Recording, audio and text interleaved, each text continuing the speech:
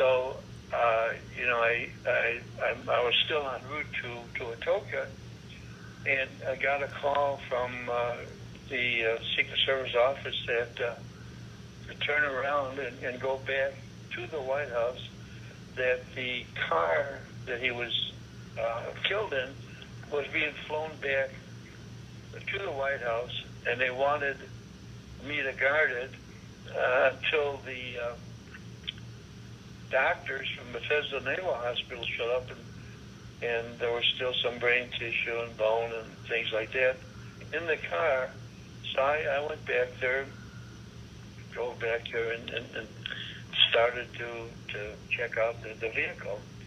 And as I was waiting there, and it took a while to get there, and I was, walking around the car. I didn't want to sit back there. It was pretty horrible. I noticed that there appeared to be a bullet hole in the windshield on the driver's side, a couple of inches, over the hood of the car, several inches. But I was in kind of a state of shock myself. I didn't, and I had heard that he got shot from the back, from the Dealey Plaza,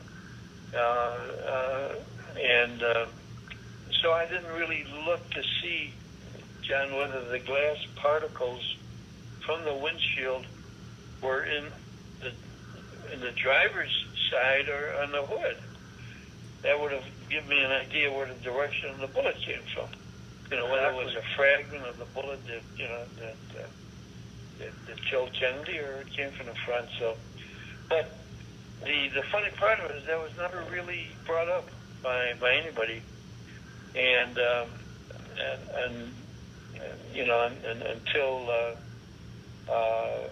Gerald Blaine did his book, and I brought it up, but it never really got into the publication for whatever reason.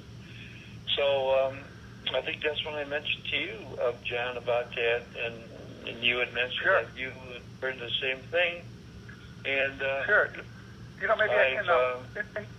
Maybe Joe, maybe I can interject here and talk about how we got into this, and then you can continue. But one thing I want to mention too, that you were in the Marines, you knew ballistics. You easily, if you would have looked at that windshield, you could have told in a second, right, which way the bullet was going.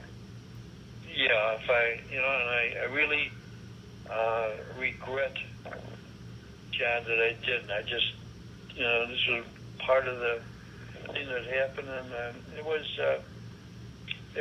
a horrible time for especially for anybody in the country, but especially the Secret Service, because that was our job to protect him, and apparently we didn't do a very good job. So I was in somewhat of a daze, and I really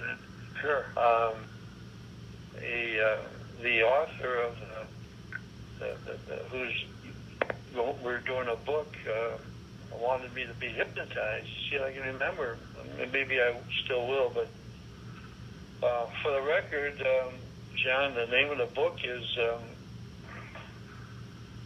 Beyond the Official Story, and there are some other things there that, and I'm not saying that it wasn't Oswald. I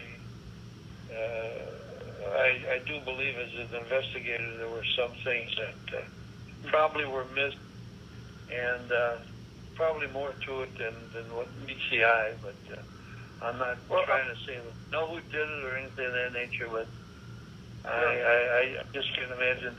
Number one, you were mentioning about being in the Marines. In order to get out of boot camp, you had to be at least a marksman, and I understand, whether it's true or not, that Oswald had to go back several times before he could get out because he was a bad shot.